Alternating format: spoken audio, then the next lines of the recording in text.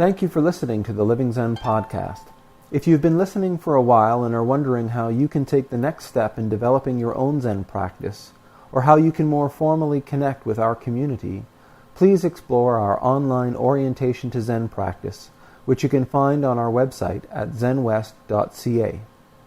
If you enjoy the resources that we make available online, we would very much appreciate your support. There are a number of ways that you can help us continue to do the work we do. One of the best ways is by becoming a part of our community as an associate. Your commitment of $10 a month will ensure that offerings like the Living Zen-podcast, eZendo, and our online Orientation to Zen will continue to be available around the world to everyone with an interest in truly living Zen. To become an associate, please visit our website at zenwest.ca and click on Become an Associate. Many more Zen Talks are available for purchase on iTunes and at Amazon.com. Just search for Venerable Eshu Martin. These talks are also made available for free on our website for all of our members and associates. You may also want to download the Living Zen Podcast app, which makes downloading and listening to the podcast effortless. Thank you for your support, and thank you for listening to Living Zen.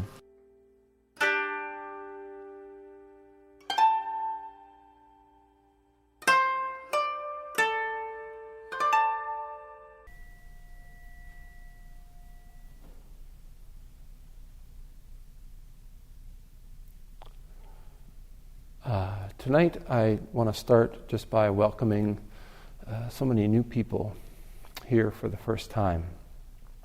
And I'd also like to welcome back all of not the old people, I guess, but the regulars from last year who had a great time this summer and we didn't see much of you. Tonight I want to talk a little bit about hygiene. Not physical hygiene or dental hygiene or anything like that, but maybe mental, emotional hygiene. Hygiene of your heart and mind. I think many of you are probably here students. And I think this advice goes just as well for everybody in this room, but it goes double for students. I think at the beginning of the year, you get a lot of support and encouragement to seek out ways that you can maintain balance, that you can stay healthy in a stressful environment. And no joke, going to university is a stressful environment. Suicide rates in school are tremendous. Everybody else is stressed too, but tonight I really want to try to talk to our students. Meditation is something that more and more resources, more and more experts are recommending as being a tremendous benefit, a tremendous way of maintaining your balance, maintaining your health, keeping a clear heart and mind. But unfortunately, if we want meditation to help us, we actually have to do it.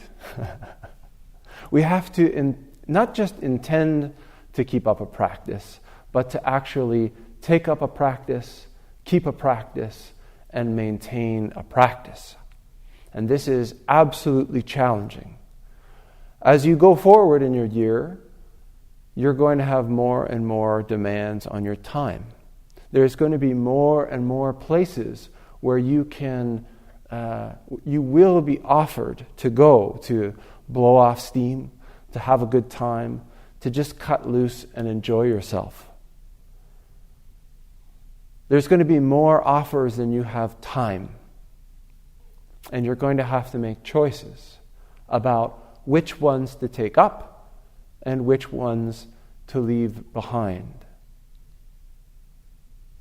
One of the criteria, or one of the important ways of really discerning how to go forward, what kinds of things we want to engage with, is to look at the big picture of how it is that this activity leaves us afterwards, how it is this activity contributes or diminishes our overall balance and well-being. Week after week, we have people who come here and meditate. And they talk about taking up a small daily practice. This kind of a daily practice of meditation is what I call vitamin Z. Zazen, seated meditation. And I highly recommend it to everybody. But what I see a lot of is, I used to work in the mental health and addictions field. And one of the things that you often see in the mental health field is that people become tremendously imbalanced. And they often have a kind of a breakdown. And so they're given a medication which will help them return to balance. And after a little while, they start taking this medication, and balance begins to return. And as the person starts to feel better and better, more and more on an even keel, they start to say, I don't think I need this medication anymore. And I find that people treat meditation the same way. They treat their vitamin Z the same way. When things are rough, they say, oh gosh, I got to get back to the meditation hall. And they come and they sit, and meditation helps. And then, feeling a little bit more balanced, they say, maybe I should have a bender this weekend instead of doing any meditation. And before long, they find back to where they started. I got to get to that meditation hall.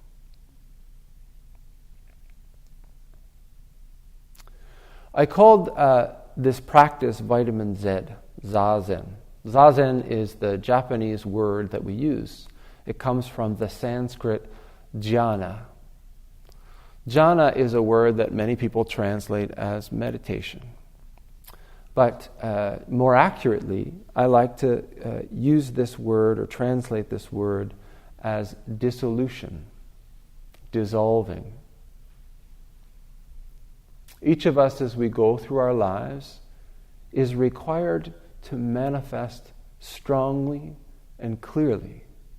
Particularly when we're in school, we're challenged to manifest more and more clearly, more and more strongly. We're required to assimilate huge amounts of information.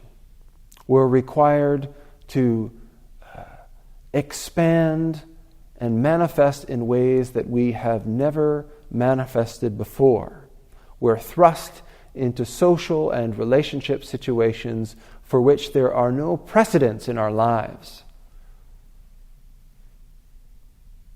Like a mountain rising up and up and up and up. There's no rest. This is exhausting. This is utterly depleting. And so how do we find balance? This simple practice of taking up a straight seat, becoming aware of our breath, and allowing all of this stuff we're building up to dissolve, to melt away. All of the thoughts, all of the to-do lists, all of the expectations, allowing them to simply melt away, to dissolve.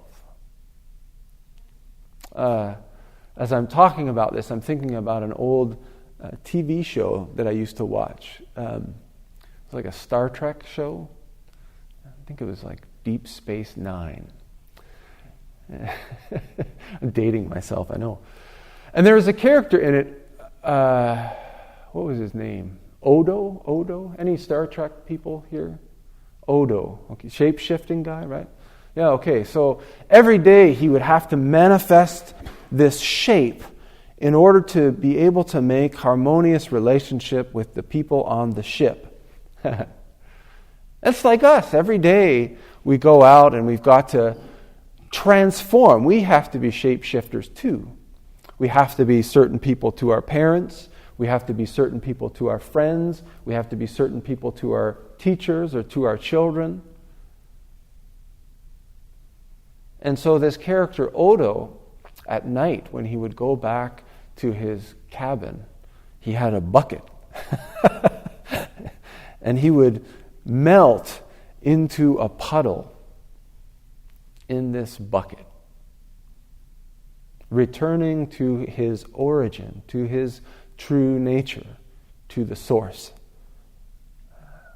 This is, in a great, wonderful, creative, kind of metaphorical way, is the practice of Zen meditation. Each of us spends so much time, makes so much effort into clarifying how we are different. What separates us from one another? What defines us or makes us special? And this is an important part of growing up and becoming a fully mature human being. But we can also lose the experience, lose the fundamental understanding that at our origin, at the very source, we are one. One true nature, at one with all things in this vast cosmos. In the end, this practice of Zen meditation, which for many of you, especially tonight for your first time, seems really foreign, strange, contrived, ritualistic, all this kind of stuff. This is a practice that you can take up in your own room and isn't complex at all. Simply taking up a straight seat, simply turning within and paying attention to our breath, simply taking the time to go home. Not the place where our parents raised us, not the place that we left behind to come here, but a home that is even deeper than that. It's an opportunity to return to our very origin, our very nature.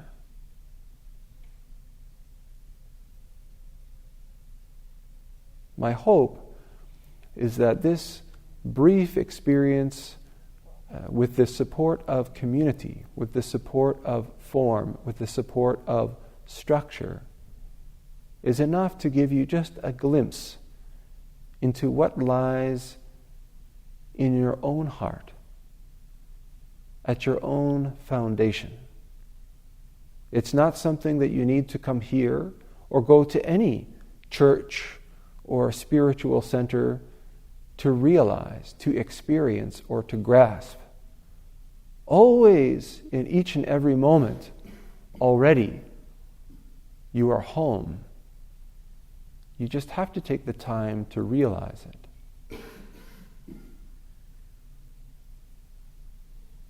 So, as you go forward in this year, everybody, not just the students, where you'll be pushed and pulled, driven to manifest more fully, more extremely than ever before in your life, always remember to come home. Take the time to return to your nature, to return to the source. And I just want to sort of make a special invitation and let you all know that you're always welcome to come here. always welcome to feast at the banquet that is prepared here every Tuesday night. It's a great resource, and we're here every week. So I hope that you'll take advantage of it. Right.